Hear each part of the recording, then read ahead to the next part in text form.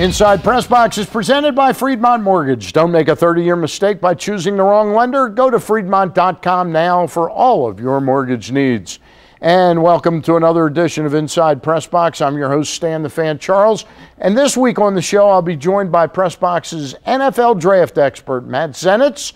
Plus, we'll travel down to Shipley Field in College Park to talk with Maryland head baseball coach Eric Bakich.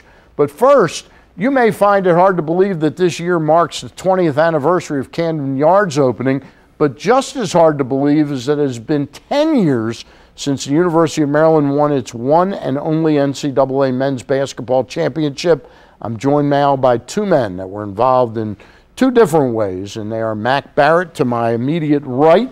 He's the public address announcer for the Terps, and Bruce Posner, who's a former student at the University of Maryland and hosts Terp Talk down at College Park. First of all, can you guys believe it's been 10 years?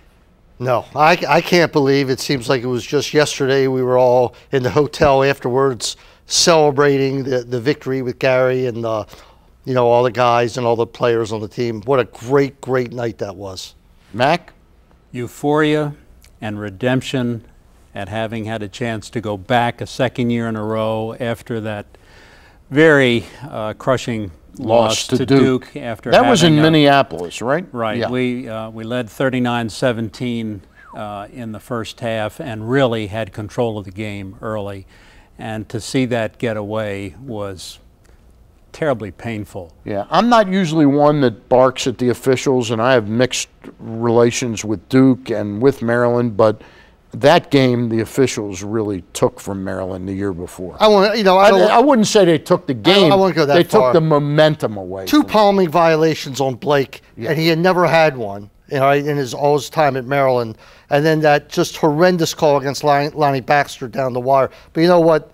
That's sour grapes. But let's talk about the following year. What do you guys remember? It's very easy to Google the season and see who they beat in the NCAA tournament. But let's start with you, Bruce.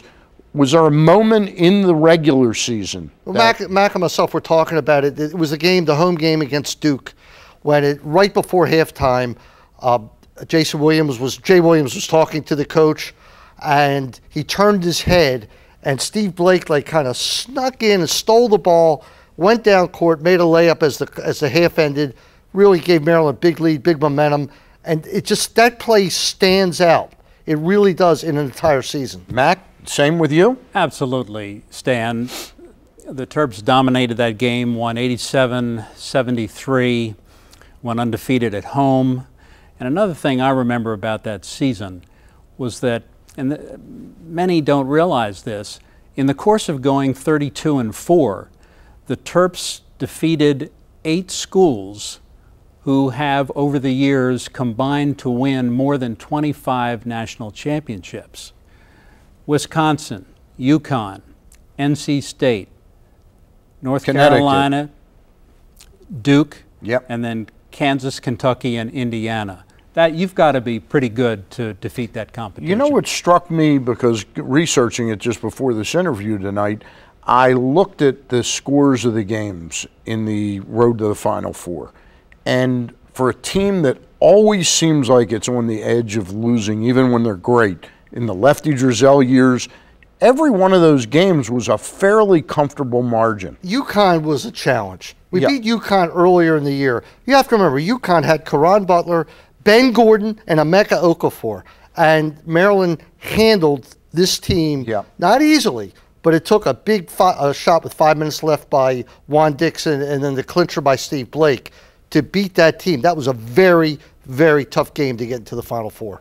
You remember it that way as well? Absolutely, and the Terps were deep. You can bring a Taj Holden, Drew Nicholas off the bench. Remember Byron Mouton? Doesn't get as much notoriety as some of his teammates, but he made that important transfer from Tulane, and he did a lot of the little things to help us win. Yeah, and Chris Wilcox was coming into his own. And if he only would have stayed one more year. Exactly. I agree with you there. Bruce, you had an odd story, and we've only got about 2 minutes, but your son was attending Indiana. It's almost unbelievable. Zachary attended at IU. His roommate was Dane Fife, who was the most outstanding player for Indiana in the championship game. And all year long, I had talks with Dane, and before they played Duke, I talked to him. And Dane was recruited by Bobby Knight. Correct. Right. All right, and Dane now is an assistant coach to Tom Izzo after being the youngest head coach ever. And Dane, I would give him, and then finally I said to him one day when they're both going to the Final Four, I said, Dane, I love you. I'm going to root for you against Oklahoma, but when you're playing Maryland, I don't know who you are. All right. Was this one of the greatest moments in your life as a sports fan, Mac? Without question. To be there in Minneapolis the year before, that team showed a lot of character to get there. And despite the disappointment of not going beyond the semifinals, I think you can make a strong case, Dan, that the foundation for next year's championship was established. It was forged in that weekend. All right. Bruce, one of the highlights of your life, no question Listen, about it. The year before I was at the Super Bowl with you and watched the Ravens win, and then when this happened, to me, that was it. That was the pinnacle. It was just years and years of frustration, right, Mac, and of just torment.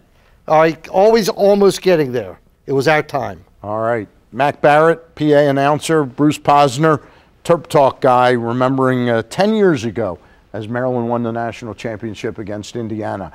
And you can read more great memories of the Terps 2002 championship and keep up with this year's tournament by reading the Bracket Fever section of PressBoxOnline.com, brought to you by the Green Turtle. All right, stay tuned. There's a lot more inside PressBox still to come. Maroon PR is the leading sports and entertainment PR and marketing firm in the region. Now more than ever, they're a full-service firm that can handle all of your public relations, branding, and marketing needs. Visit maroonpr.com to learn more.